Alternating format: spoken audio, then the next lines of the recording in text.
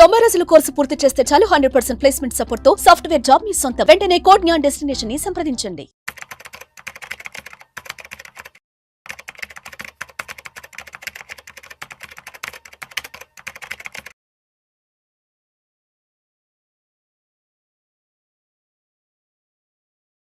సత్య గారు నమస్తే సార్. నమస్తే. సత్యన్ గారు, EPFO employees provident for organization, దీనికి సంబంధించి కేంద్ర ప్రభుత్వం 2 కీలకమైన సర్వీసులకు సంబంధించిన అనౌన్స్మెంట్ కూడా చేయడం జరిగింది. ఒకటి వచ్చేసి పేరు మార్పు, రెండవది అకౌంట్ కి సంబంధించిన ట్రాన్స్ఫర్. సో దీనికి సంబంధించి కేంద్ర కార్మిక శాఖ మంత్రి అనౌన్స్మెంట్స్ కూడా చేశారు. ఏంటా కొత్త అనౌన్స్మెంట్స్ అసలు?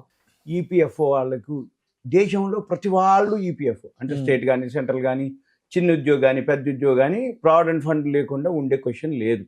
ప్రావిడెంట్ ఫండ్ ఉండు అంటే జాబ్లో జాయిన్ కాగానే ప్రైవేట్ ఆర్గనైజేషన్ కానీ గవర్నమెంట్ ఆర్గనైజేషన్ కానీ చిన్న కంపెనీ కానీ పెద్ద కంపెనీ కానీ జాయిన్ అవ్వగానే ప్రావిడెంట్ ఫండ్ అకౌంట్ ఓపెన్ చేయాలి. మళ్ళీ కొంత అమౌంట్ షేరింగ్ ఉంటుంది, అంటే మేనేజ్మెంట్ కొంత, యాజమాన్యం వీళ్ళు కొంత, అది జమ అవుతూ ఉంటుంది. దాని మీద ఇంట్రెస్ట్ రావడం జరుగుతుంది. ఇదంతా జనరల్ కామన్. కాకపోతే ఎక్కువ శాతం దీని మీద చాలామందికి అపోహలు ఉన్నాయి. ఎందుకు?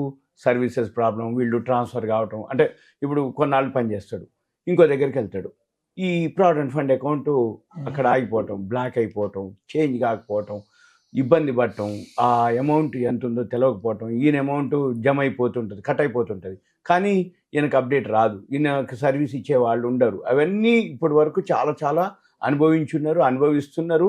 ఈ ఉన్నటువంటి ఏదైతే ఉంటుందో ఒకటే ఉంటుంది పెద్ద ఆఫీసు. ఇక్కడ హైదరాబాద్కి వచ్చేటప్పుడు బర్కత్పుర, అప్పుడు తెలంగాణ ఆంధ్రప్రదేశ్ రెండింటికి కలిపితే కూడా ఒకటే ఉంది ప్రావిడెంట్ ఫండ్ ఆఫీసు.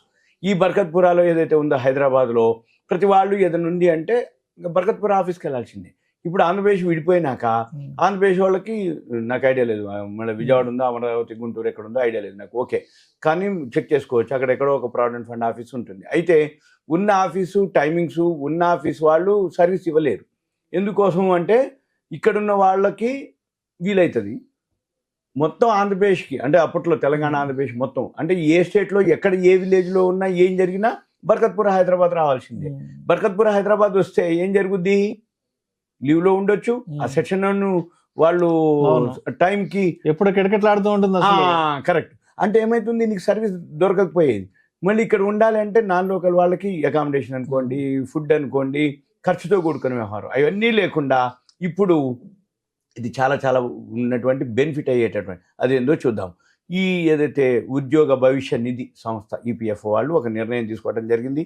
దీంట్లో ఎవరైతే పిఎఫ్లో ఉన్న వాళ్ళ యొక్క చందాదారులు అంటారు వాళ్ళ యొక్క పేరు కానీ డేట్ ఆఫ్ బర్త్ కానీ ఏవైతే మాడిఫికేషన్స్ ఏం జరుగుద్ది అంటే ఒక్కోసారి ప్రూఫ్ లేకపోతే ఏదో డేటు ఎంటర్ చేయటం, తర్వాత అవి ఒరిజినల్స్ పెట్టేటప్పటికి ఇవన్నీ మొదట్లో ఏం తెలియదు, కానీ క్లెయిమ్స్ విషయంలో కానీ ఏదైనా జరిగినప్పుడు ఈ డేట్ ఆఫ్ బర్త్లు కానీ అవన్నీ జరిగి ఆగిపోతాయి అనమాట, పెండింగ్ పడుతూ ఉంటాయి. అవన్నీ ప్రాబ్లమ్ సాల్వ్ చేయటం కోసం ఇప్పుడు ఈ సేవల్ని తీసుకురావడం జరిగింది. అయితే యజమాని అంటే ఎంప్లాయర్ కానీ లేకపోతే ఈపీఎఫ్ఓ ఆమోదం లేకుండా, అంటే ఏంది, అప్పుడు ఏదైనా చేంజ్ చేయాలంటే మేనేజ్మెంట్ ఎంప్లాయర్ ఆమోదం కానీ ఈపీఎఫ్ ఆఫీసు ఆమోదంతో జరిగేది. అదంతా ఏంది, పెద్ద ప్రాసెస్ జరిగేది. కానీ ఇప్పుడు అవన్నీ లేకుండా ఆన్లైన్లోనే మనము మార్చుకునే వీలు కల్పించారు. ఏది ఇప్పుడు ప్రజెంట్ మనం చెప్పేటటువంటి ఈ సర్వీసెస్.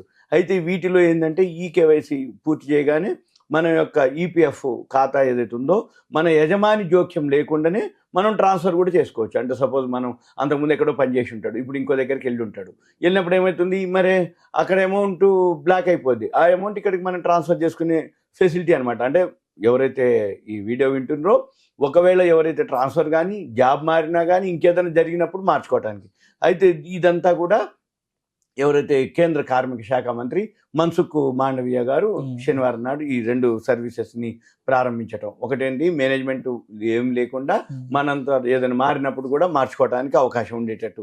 అయితే ఎవరైతే వాళ్ళ యొక్క పర్సనల్ డీటెయిల్స్ ఉంటాయి, అంటే ఒకవేళ డేట్ ఆఫ్ బర్త్, పేరు, ఏజు, ఎడ్యుకేషను, లేకపోతే తల్లి తండ్రి, లేకపోతే మ్యారీడు, అన్మ్యారీడు, అప్పుడు చేసినప్పుడు సింగిల్ ఉంటాడు, తర్వాత మ్యారేజ్ అయి ఉంటుంది, ఇవన్నీ కూడా లేకపోతే నామినీ ఉంటారు, అంతకుముందు పెళ్లి కాలేదు, ఇప్పుడు మ్యారేజ్ అయిన తర్వాత భార్య భర్త ఇట్లా వీళ్ళందరూ, లేకపోతే డేట్ ఆఫ్ జాయినింగ్, ఇప్పుడు జాబ్ మారినప్పుడు డేట్ ఆఫ్ జాయినింగ్, ఇవన్నీ కూడా చేంజెస్ ఉంటాయి. ఇవన్నీ కూడా డీటెయిల్స్ ఏవైతే ఉన్నాయో జనరల్గా తప్పులు జరుగుతూ ఉంటాయి అక్కడ, ఏది ఆ టైంలో వీళ్ళకి తెలవకుండా. కాబట్టి వీళ్ళు ఎవరైతే చూస్తున్నారో వాళ్ళు ఆ వెబ్సైట్లోకి వెళ్ళి వాళ్ళు చెక్ చేసుకొని వాళ్ళన్నీ కరెక్ట్ ఉన్నాయా లేవా చూసుకొని, కరెక్ట్ ఉంటే ఓకే, కరెక్ట్ లేకపోతే మాడిఫై చేసుకోవచ్చు. ఇప్పుడు ప్రజెంట్ ఈ ఫెసిలిటీస్ ద్వారా వీటిని ఇప్పుడు అనమాట. అంటే ప్రతిసారి మేనేజ్మెంట్ వాళ్ళు చెప్పి వాళ్ళే చేయాలి, వాళ్ళ పర్మిషన్ అంటే అయ్యేది కాదు. అది లేదు, పిఎఫ్ ఆఫీస్ వాళ్ళే చేయాలి, అది అయ్యే పని కాదు. అందుకని మనమే మన డీటెయిల్స్ మనమే చెక్ చేసుకొని మనమే అప్డేట్ చేసుకునే అవకాశం. ఇదంతా కూడా 2017 అక్టోబర్ 1 తర్వాత ఎవరైతే ఈ యూఏఎన్ చందాదారులు అంటారు, వీళ్ళు ఈ కొత్త ఫెసిలిటీస్ని ఉపయోగించుకోవచ్చు అని అనమాట. ఎవరైతే ఈ చేంజెస్ డీటెయిల్స్ ఏవైతే మార్చుకోదలుచుకున్నారో ఇటువంటి వాటికి ఎలాంటి సపోర్టింగ్ డాక్యుమెంట్స్ అవసరం లేదు అని చెప్పడం కూడా జరిగింది. అయితే 2017 అక్టోబర్ 1 కంటే ముందు ఎవరైతే ఇందులో జాయిన్ అయిన వాళ్ళు ఉన్నారో వాళ్ళందరూ కూడా ఈపీఎఫ్ ఆమోదం అవసరం లేకుండా కూడా యాజమాన్యం కూడా మేనేజ్మెంట్ కూడా ఈ మార్పులు వాళ్ళు చేసుకోవచ్చు, చేయొచ్చు అనేది చెప్పడం అనమాట. అయితే వీటికి సంబంధించిన ఏదైతే డాక్యుమెంట్ సపోర్టింగ్ డాక్యుమెంట్స్ ఏవైతే ఉన్నాయో అవి కూడా తగ్గించినట్లుగా చెప్పడం జరిగింది. అయితే వీటన్నిటితో పాటు ఆధార్తో లింకు చేయనటువంటి మాత్రం అవి ఫిజికల్ డాక్యుమెంట్లు ఇవ్వాలి. అంటే 99.99% లేవు, అన్ని పాన్ ఆధార్ లింక్ అయిపోయినాయి సెల్కి. ఒకవేళ ఎవరైతే ఆధార్ లింకు లేకుండా కనుక ఉంటే అప్పుడు మనం ఫిజికల్ డాక్యుమెంట్లు ఇవ్వాల్సి ఉంటుంది. అప్పుడు వాళ్ళు ఏం చేస్తారు, వెరిఫికేషన్, ఆ ఫిజికల్ డాక్యుమెంట్లు వెరిఫికేషన్ అయిపోయిన తర్వాతనే వాళ్ళు పర్మిషన్ ఆమోదం చేయాల్సి ఉంటుంది అనమాట. అయితే ప్రజెంట్ మాత్రం ఇప్పుడు ఏవైతే కంపెనీలు ఉన్నాయో వాళ్ళు ఎంప్లాయీ జాయిన్ కాగానే వాళ్ళ యొక్క మ్యారేజు, ఎడ్యుకేషను, ఆ యొక్క వివరాలన్నీ కూడా ఎంటర్ చేసేటప్పుడు కొన్ని తప్పులు జరుగుతూ ఉంటాయి.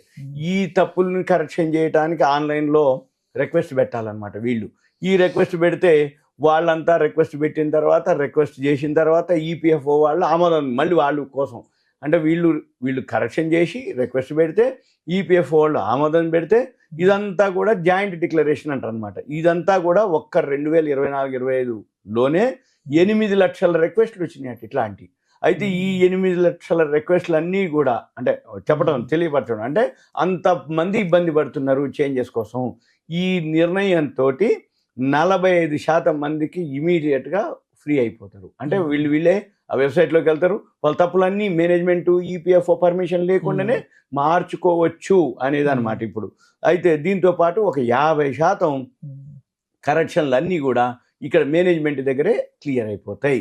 ఇది రానున్న రోజుల్లో ఎవరైతే సభ్యులు కానీ అభ్యర్థులు కానీ చందాదారులు ఉన్నారో వాళ్ళ యొక్క అన్ని పెండింగ్లో కనుక మేనేజ్మెంట్ పెండింగ్లో ఉంటే వాళ్ళు ఈ పాతదంతా డిలీట్ చేసి కొత్త యాప్ ద్వారా కొత్త దాంట్లో ఆటోమేటిక్గా ఈ ఫెసిలిటీస్ని ఉపయోగించుకోవటం అని కూడా చెప్పేయడం జరిగింది.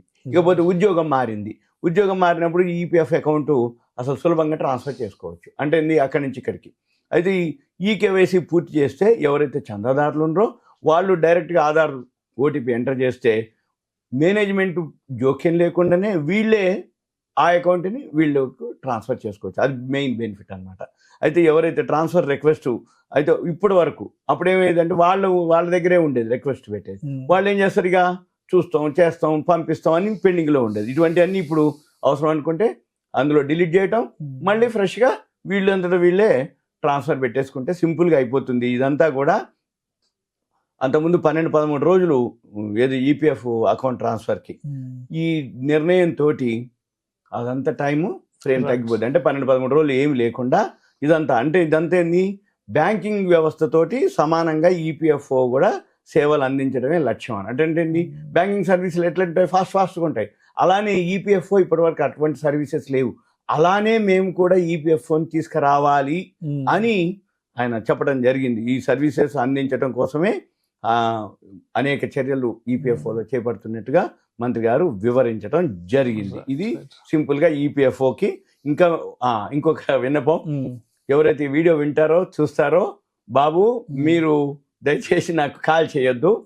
ఎందుకోసం అంటే ఈపీఎఫ్ఓ నేను విషయం చెప్పడం వరకే, వివరణ ఇవ్వడం వరకే, స్కీమ్ గురించి వివరాలు చెప్పడం వరకే, అంతే తప్ప మీ దగ్గరలో ఉన్న మీ ఆఫీస్ లో ఉన్నా గానీ మీ దగ్గరలో ఉన్న హెచ్ఆర్ తోనో మేనేజ్మెంట్ తోనో వాళ్ళతో మాట్లాడి మీరు సాల్వ్ చేసుకోవాలి. అంతే తప్ప నాకు చేసి సార్ ఈపీఎఫ్ఓ నాకు ఇట్లా వచ్చింది అట్లా వచ్చింది ప్రాబ్లం అని అనొద్దు దయచేసి. రైట్. Thank you.